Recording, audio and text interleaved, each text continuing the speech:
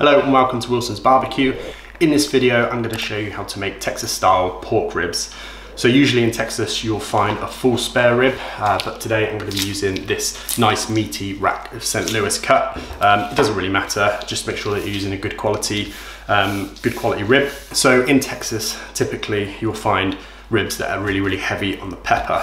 So for the rub I'm going to be using 1 part Texas AF rub from Good Rub and 1 part pure black pepper. So it's basically 2 to 1 black pepper to salt. So I've got my shaker of rub here. As I say, 2 parts pepper to 1 part salt. I've run out of shakers, so I'm just using this little plastic cup. Got my ribs, so we'll get them open. And we're going to take the membrane off. Loads of videos on YouTube on how to do this. My preferred way is using the paper towel method, so I'll skip over this as you've probably seen it before. And we're not going to do too much trimming to these. Membranes off, probably get rid of any excess fat on here and just make sure that there's no bits hanging off. And that's it, they're pretty much good to go. This rack of ribs is from Tom Hickson of Smithfield. So go check them out. There's a code below in the description of this video where you can get 10% off. So make sure to check that out. And these are pretty much ready for rubbing in our rub. So when it comes to making ribs, a lot of the time you see people put mustard on as a binder, and I do that. The only time that I do that is when the surface isn't tacky enough to hold the rub. So that is the only purpose for using a binder.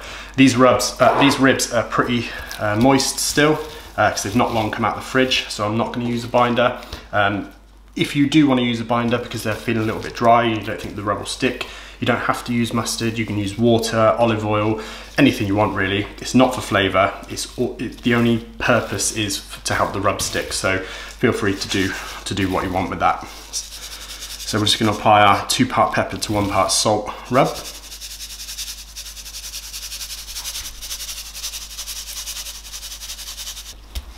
So that's one side done. Starting with the bone side, flip them over, and then we'll hit the meat side.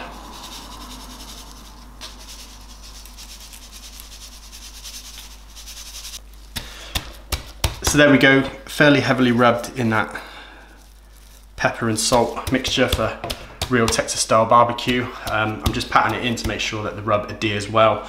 I'm running the offset pit today at around 275 Fahrenheit or 135 Celsius. For true Texas style barbecue, you've got to use the offset pit. So let's take these outside, get them on. Close it down and probably not do too much other than manage the fire for the next 3 hours, maybe more. So these have been on for about 3.5 hours now. I've just checked them, they're looking good. So we're going to whack them off.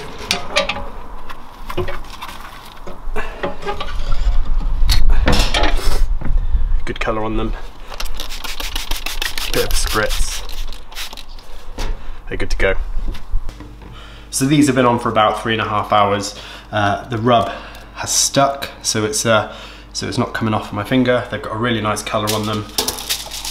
This is what I'm looking for when I'm making Texas style ribs. Nice dark colour. So what we're going to do is give them another spritz in apple cider vinegar and water. And as I say, I did that throughout the cook just when they dried out. And then what I've done is I've mixed barbecue sauce, any barbecue sauce will do, with 1 part barbecue sauce, 1 part apple cider vinegar and 1 part water. And that's just going to give a bit of a sweetness to the ribs when they're wrapped. So it's not so much for flavour, more just to help it kind of tenderize. So we're going to put them meat side down and a little bit on the back, and then we'll wrap these up. So there we go, there's our ribs wrapped up in 3 layers of foil because I've run out of large foil, so I've had to do 3 layers just to make sure that there's no gaps. It's wrapped nice and tight, and what we're going to do now is put them into the oven because I don't want to waste any more fuel. They're not going to take on any more smoke. All I need to do is tenderize them and I'll get that done through the heat of the oven. So these are going to go into the oven at 275 Fahrenheit or 135 C. So just bang these in the oven at the same temperature they were on the pit, and we'll check them in a bit. And yeah, they're wrapped nice and tight. Let's put them in. Right, so these have been in the oven for about an hour and a half, an hour and 45 minutes.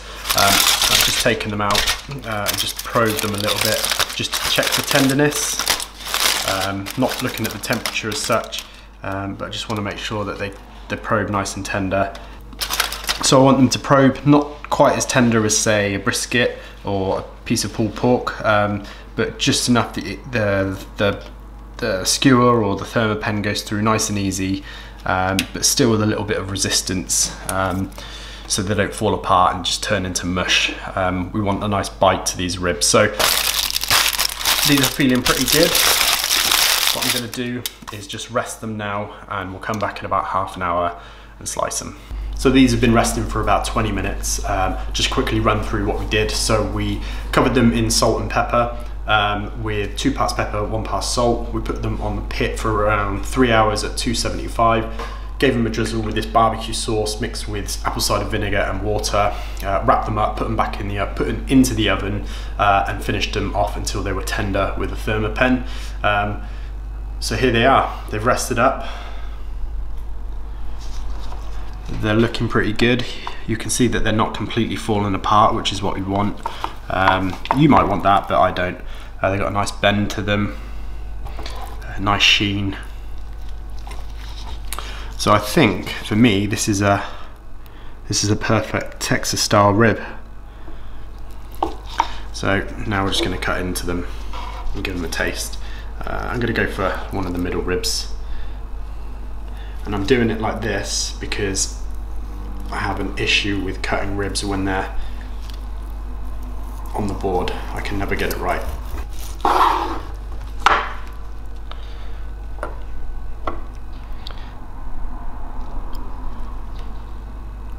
Nice bit of smoke colour there. Let's bite into it. So I don't want these to be completely falling apart in mush. I want them to be soft, but not soft and fall away from the bone, which they are, but not mushy.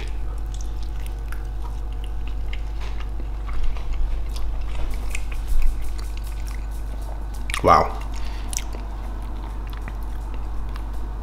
That is a good Texas rib.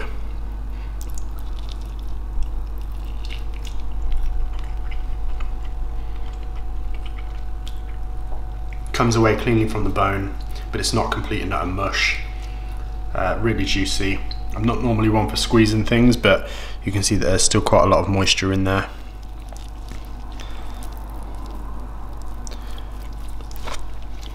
I think that's a perfect rib.